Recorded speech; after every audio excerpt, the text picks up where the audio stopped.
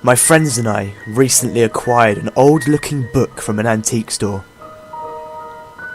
The cover was worn, so there was no title on the top, and it looked like it hadn't been touched in ages.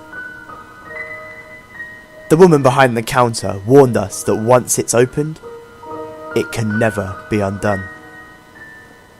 We laughed, thinking it was some joke to get us a bit scared or something. But there was something in her eyes.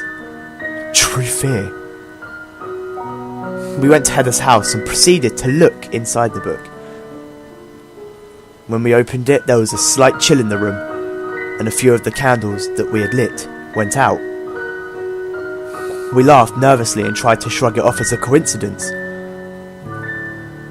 The first page had a little symbol written in red ink.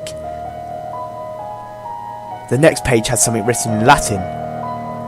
None of us were able to read what it said, but Heather tried to read it. Numquam dormit.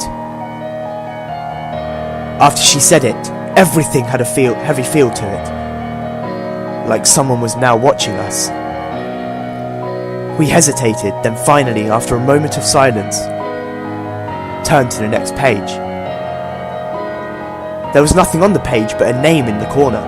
Scrawled in small print was the name Kayla. We freaked a little because that was Heather's best friend.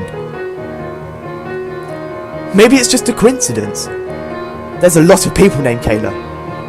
It's probably just scary because we're tired. Let's just go to bed. We all got comfortable, laid down, but for some reason couldn't fall asleep. It still felt like someone was watching us in the shadows. At about 2 AM, I finally drifted off. The others had fallen asleep before me. I had very disturbing nightmares. I was in a dark room. Heather was across from me and Kayla sat in the middle.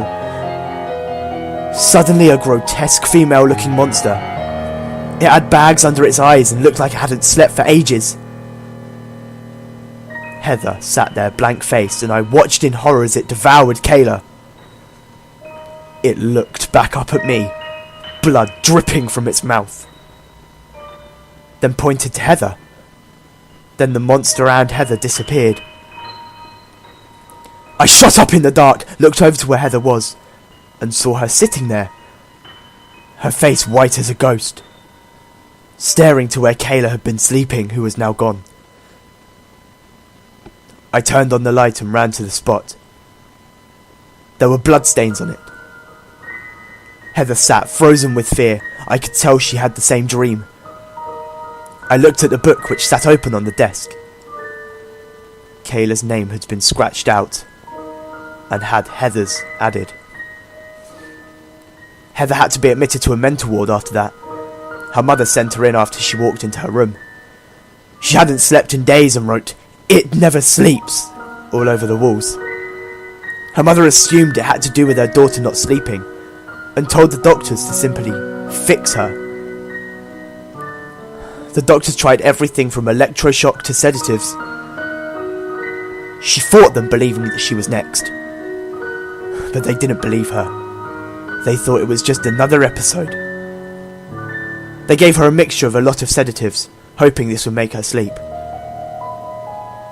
Little did they know, they made it worse. Once again I was in the dark room, but Heather stood in the centre. She looked sullen, and looks like she had lost a lot of weight. I watched her disappear into the floor, glad that I didn't have to watch her be torn apart or anything. I jolted up and saw the book on my nightstand, which didn't make sense, because I threw it out the other day. Her name was crossed off, and mine was next. The next morning, my mum told me they monitored her and witnessed something very scary happen.